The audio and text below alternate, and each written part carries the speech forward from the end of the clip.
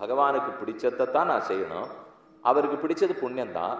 ஆனால் புண்ணியத்தையே நான் பண்ணியிருந்தா கூட அதுக்கு பலம் வந்துடும். அந்த பலம் வந்தால் இந்த லோகத்தில் சந்தோஷப்பட வைக்க மோட்சம் போக விடாது. அதனால புண்ணியத்தினுடைய பலத்தையும் கண்ணன் திருவடியை சமைச்சு விடுறோம். இது ஒரு பக்கம்.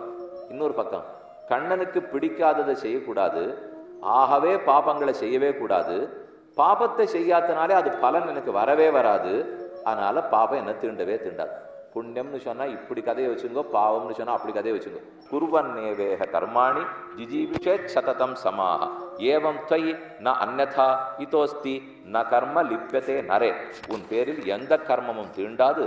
சர்வ கர்மாண்யபி சதா குர்வாணः மத் வியபாஸ்ரயः மத் பிரசாதாத் அவாப்னோதி சாஸ்வதம் பதம் அவ்யயம்.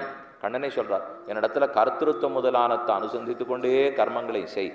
அந்த கர்மங்களை என்னிடத்திலேயே சமர்ப்பிச்சுட்டு என் நினைவோடு என் திருப்திக்காகவே அந்த கர்மங்களை செய். அம்மாழ்வார் ஆச்சரியமான பாசுரத்தை சாதித்தார். செய்து நிறந்தவும் யானே என்னும் செய்வானின் நனகளும் யானே என்னும். செய்யப்பட்ட கர்மங்களும் சரி, செய்ய போற கர்மங்களும் சரி, செய்யறவனும் சரி, செய்யணும் தூண்டினவர்களும் சரி, செஞ்சத்துக்கு பலத்தை கொடுக்கறவனும் சரி, மொத்தமும் தான் தாங்கிறார். யஜ்ஞத்தை பண்ணுன்னு பெருமாள் தான் தூண்டுறார். பண்றவனுக்குள்ள அவர் தான் உட்காண்டிருக்கார். பண்றதுக்கு வேண்டிய சாமகிரி பொருளாத்தையும் சேர்த்து கொடுக்கிறார். பண்றதுக்கு வேண்டிய செல்வத்தை கேட்டா கொடுக்கிறார். பண்றதுக்கு வேண்டிய ஸ்ரத்தையை கொடுக்கிறார், ஆயுஷை கொடுக்கிறார், சக்தி எத்தனை கொடுக்கணும் பாருங்க.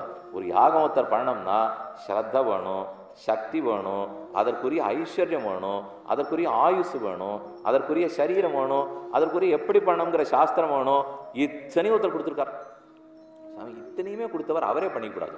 அவர் ஒன்று கூட எங்கிட்ட கொடுக்கவே இல்லை. இப்போ அப்போ அவரே பண்ணிக்க கூடாதுன்னால் அங்கதான் பெருமாளுடைய ரொம்ப பெரிய கருணை. அவர் இத்தனையும் தான் பண்ணிட்டு ஆனா இதை நம்ம பண்ணதா சொல்லிட்டு நமக்கு ஒரு மோட்சம் கொடுக்குறாரு பாருங்க. அதுதான் ஈஸ்வரனுக்குன்னு இருக்கிற கருணை. நாம எத்தையும் பண்ணல. இப்போ இதுக்கு இப்போ கரண்டி நம்ம கொண்டுமா, நெய்யை கொண்டுமா, பாலை கொண்டுமா, ஹோமகுண்டம் கொண்டுமா, எதுவும் இல்லை. விரட்டி சிராத்தூள் அக்னி நெருப்பு ஒண்ணுமே நம்ம கொண்டுல, நம்ம சிட்டிக்கல. அப்ப இதை தூண்டுங்கிற ஸ்ரத்தையும் அவரே கொடுக்கிறார்.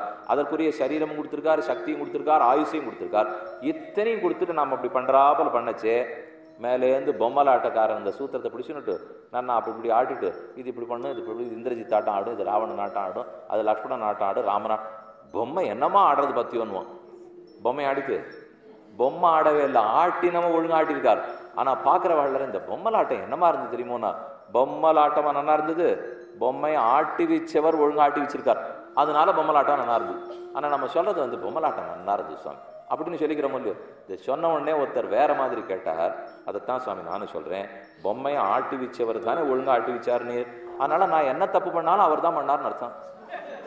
எனக்கு இத்தனை நாள் பொம்மலாட்டத்துல பொம்மை வேலை இல்லை, மேல சூத்திரதாரியுடைய வேலைன்னு சொன்னால் அதை சட்டுன்னு நமக்கு வேண்டிய போல எடுத்துப்போம் இல்லையோ. அப்ப நான் என்னெல்லாம் தப்பு பண்ணிட்டு இருக்கேனோ அந்த தப்பையும் அவர் தான் ஆட்டி வைத்தார், அப்படி அர்த்தம் இல்லை. நாமெல்லாம் பொம்மைகள் வாஸ்தவம். ஆனா பொம்மலாட்டத்தில் இருக்கிற பொம்மைக்கு உயிர் கிடையாது, நாம்ங்கிற பொம்மைக்கு உயிர் இருக்கு. பொம்மலாட்டத்து பொம்மைக்கு ஞானம் கிடையாது, நாம்ங்கிற பொம்மைக்கு ஞானம் இருக்கு. இது ஞானம் இருக்கிற பொம்மை, அது ஞானம் இல்லாத பொம்மை. ஞானம் இல்லாத பொம்மைன்னு விட்டாலே ஆட்டு வச்சவர் எப்படி ஆட்டு வைக்கிறாரோ அப்படிதான் ஆடும். ஆனா ஞானம் உடையவர்னு சொல்லிட்டாலே அவர் அதுக்கு தகுதி தான் கொடுக்கலாமே தவிர நேரம் ஆட்டு வைக்க முடியாது. பாருங்க, ஒரு வாத்தியார் இருக்கார், குழந்தைகளுக்கு பாடம் கற்றுக் கொடுக்குறார். அவர் என்ன அவரா போய் பரீட்சை எழுதுவார்? இப்போ வாத்தியார் குழந்தைகளுக்கு கற்றுக் கொடுத்து பரீட்சைக்கு போகணும்னு சொல்றார். சாமி இத்தனையும் பாட புஸ்தகம் நீர் தான் வாங்கி கொடுத்தீர், பாடத்தை நீர் தான் எழுதியிருக்கீர், கேள்விகள் பரீட்சையில் வரப்போகிற கேள்வியை நீர் தான் வச்சிருக்கீர், என் கைப்பிடிச்சு எழுத சொல்லி கொடுக்கறது நீர் தான், கற்றுக் கொடுத்தது நீர் தான், இத்தனை மட்டும் பேசாத பரீட்சையை நீரே எழுதிவிடலாமே சுவாமி. அப்போ நீரே எழுதி வாங்குவார் அவர், அது வாங்க மாட்டாரோ இல்லையோ. அப்போ இது இத்தனையும் பண்ணிட்டு ஆனா பிள்ளாய் நீ போ, நீ பரீட்சை எழுது, நீ வாங்கிட்டு வா. இதுதான் பொம்மலாட்டத்துக்கும் மாணவன் படிக்கிறதுக்கும் வித்தியாசம்.